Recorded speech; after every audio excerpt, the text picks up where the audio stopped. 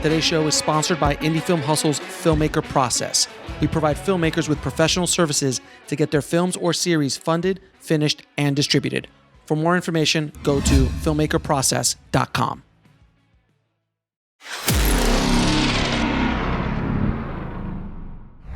How did you make the jump from screenwriting to directing?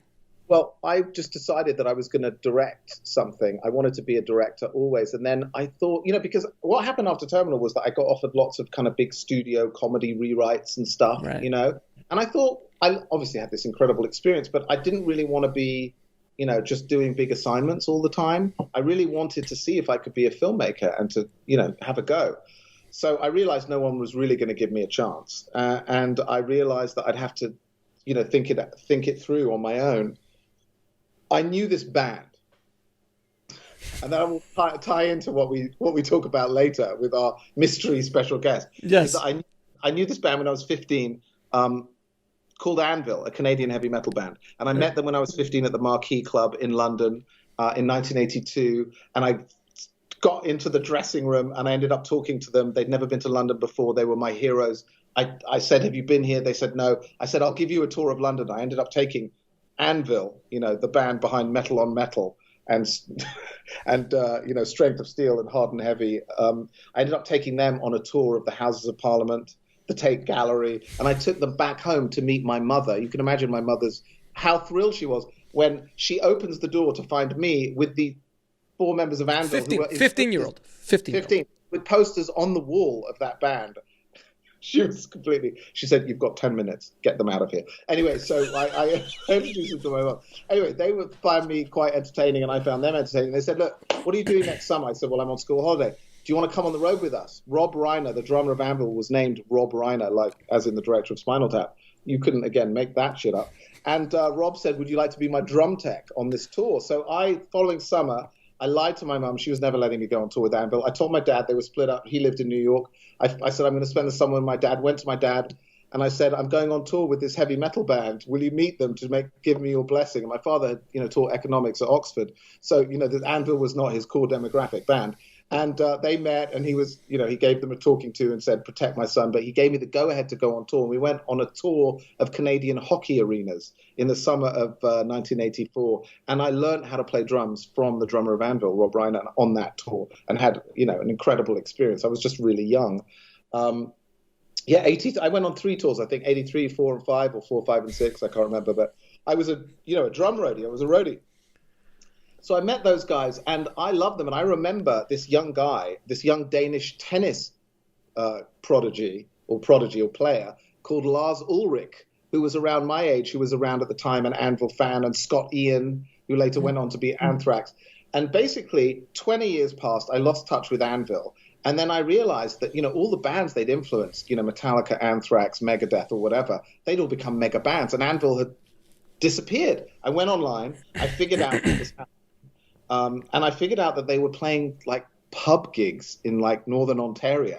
They were still going after 30 years. And I was like, "Why are you still going?" So I wrote to the lead singer, whose name is Lips. And I said, "Come to California." Lips flew out. He was wearing exactly the same Scorpions t-shirt he'd been wearing last time I'd seen him in 1987. He was like frozen in time. And he was going, "My band's going to make it, man. It's going to be great. We're going to do it." And I was like, thinking to myself, he is completely mental. Like, what is he talking about? It's over, right? But there was something so infectious. And actually, I took him to see Steve Zalian, my mentor, that weekend when he was in LA.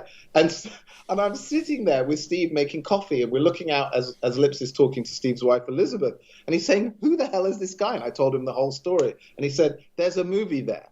There's a movie about friendship and not giving up on your dream. And it's bittersweet, and you should direct it." And I said, "Wow." And I did. And it became Anvil. So it was one of those Anvil, the story of Anvil. The story of Anvil. And I just rolled the dice. No one was going to pay for it. I financed it myself. And within, I think, 12 weeks of that encounter with Steve down at the beach with Lips, I was in northern Romania shooting Anvil on one of the worst tours that you've ever. Have you seen the film? I mean, it was beyond a disaster. Oh my God. And so that movie then, became my directorial debut, which then came into Sundance and, still to this day, actually, people love that movie because it really is about not giving up. And it really is about, doing something for the right reasons and passion and, all of that stuff. Absolutely Remarkable. So that documentary, which has become a cult phenomenon, people love that movie.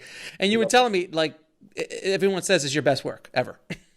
Well, people love that film. It's also done from a place of total naivety, innocence, and I don't know what I'm doing, and I'm just following a feeling.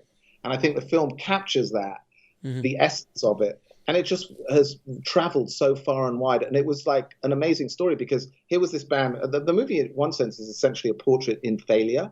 Okay. And yet every band loves this film. And in fact, AC/DC were doing a stadium tour and invited Anvil to open for them. And I remember standing on the side of the stage with Anvil, a giant stadium, and 50,000 people are shouting, Anvil, Anvil, Anvil. And it was just like, you never know what's going to happen. You just never know. Like, we had no idea that any of that stuff. We had no idea that, that they went to the Total Rock Awards.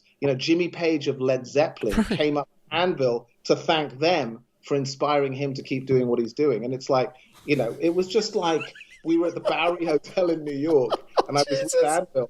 And I was, and Lips is smoking a cigarette on the terrace of the Bowery, and he comes out and he said, there's this really interesting guy and another guy, and they really like the movie, and I don't know who they are. Maybe you could go talk to them for me. I'd like to know more about them. Anyway, so I go out with Lips, and it's Chris Martin of Coldplay and Jay-Z, and they're talking to Lips about Anvil, and I'm like, they had no idea. They had no idea who anyone. They live in this 80s bubble. Yeah, I mean, at the premiere in Hollywood, we did the premiere at the Egyptian Theatre. Dustin Hoffman came to the premiere, and he's in tears after the movie, coming up to Lips and Rob. And Rob's like, has no idea who he is. And then after about 10 minutes, he turns to me and he goes, is that the guy from Papillon? Yes, it is the guy from Papillon. Papillon. So that's what's wonderful about them, is they just live in their own magical world. But were it not for that, there would have been no movie to make about, and that movie, I think, has inspired, other bands and certainly a lot of other movies about bands told from an emotional point. Amazing. To watch the rest of this interview, head over to bulletproofscreenwriting.tv.